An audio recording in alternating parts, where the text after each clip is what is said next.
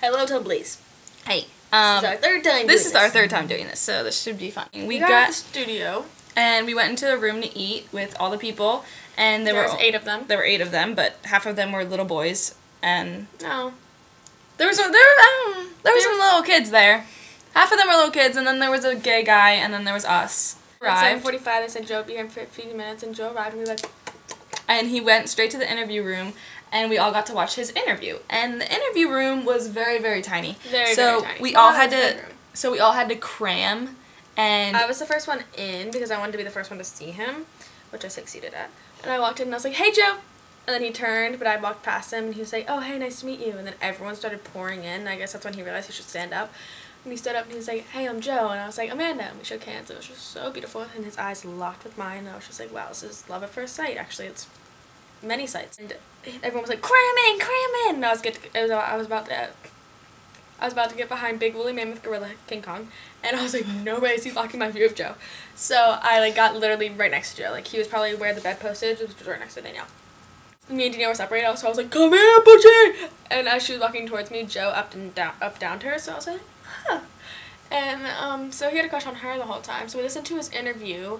His interview was so hot. He had a banana for breakfast this morning. He prefers boxers over briefs. Oh yeah, he likes boxers. The end of the interview, I'm never gonna forget this for the rest of my life.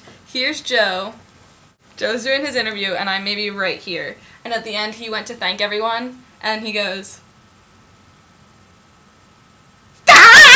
Then we got in line for pictures with him, and when we went for a picture, I'm sorry. We got position. And when we were taking the picture, he squeezed my side. Oh yeah, and we took the picture. And after we took the picture, Amanda asked for a hug, and he was like, "Of course," and gave her a hug. And then after, he looked at me, and I was like, "Dad." You never ask. I know, because I just look at him and open my arms, and he just goes in for it. And while we were hugging, he was like, "Thanks for coming. I'll see you soon." And I was like, "Bye, Joe."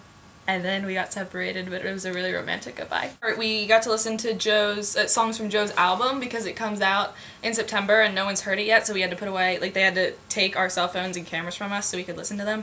And he got up in front of all of us and was talking about each song, and it was just the cutest thing I've ever seen. During one of them, he looked over at me and I mouthed to him over the music. I was like, "This is really good." And he was like, "Thank you." And we were just so having a moment. And then, the best part, it was completely silent while he was transitioning songs. And Amanda was like, "Look at his penis."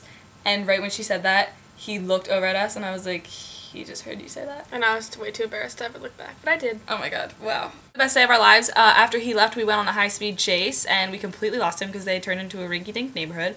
So, conclusion of the story, Joe heard us talking about his penis.